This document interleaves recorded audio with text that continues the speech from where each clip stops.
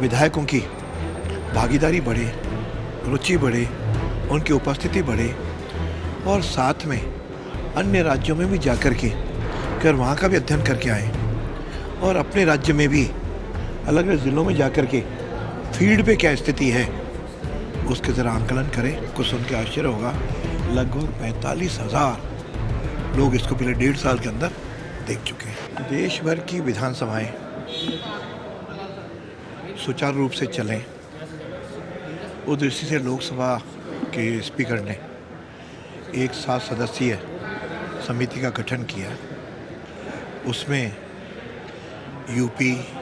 MP, Rajasthan, Sikkim, Orissa, पश्चिम बंगाल के speakers की समिति बनाई। एक बैठक हमारी पूर्व में भोपाल में हो चुकी है, उसी के कंटिन्यू करके आज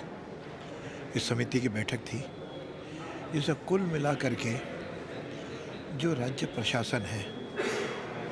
विधानसभाओं के सीमाएं होती हैं दिनों की,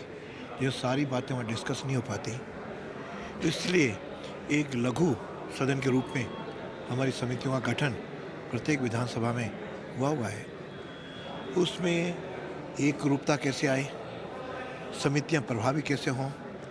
वहाँ परीक्षण कैसे हों, और वे परीक्षण होने के बाद जो रिपोर्ट प्रस्तुत करते हैं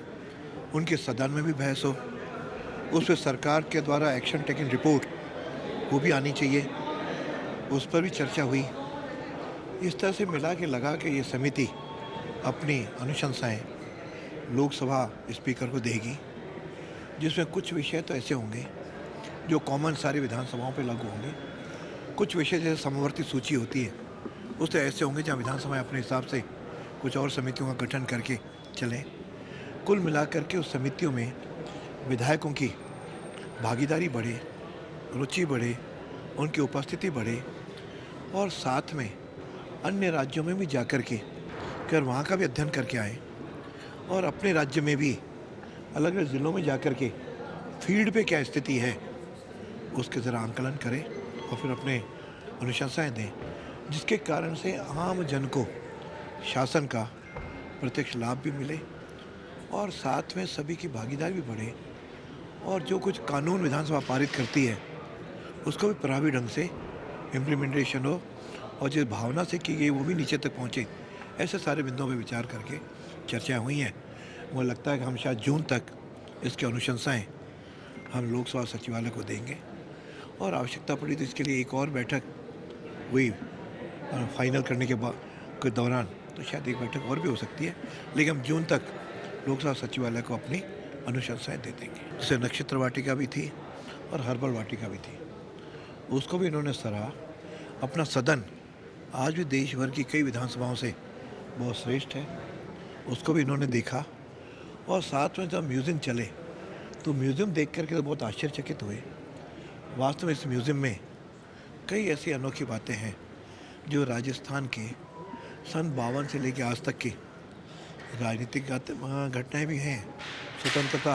आंदोलन की भी बातें हैं और हमारे अन्य क्षेत्रों में प्रगति भी है, इतिहास का भी वर्णन है और जो घुसते जो नई गैलरीज बनी है उसका भी आंकलन किया और जिस तरह से संविधान गैलरी और संविधान गैलरी के ऊपर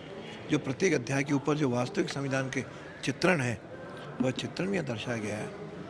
और वंदे मातरम की 150वीं जयंती की भी गैलरी है। मुझे लगता है इसको सब ने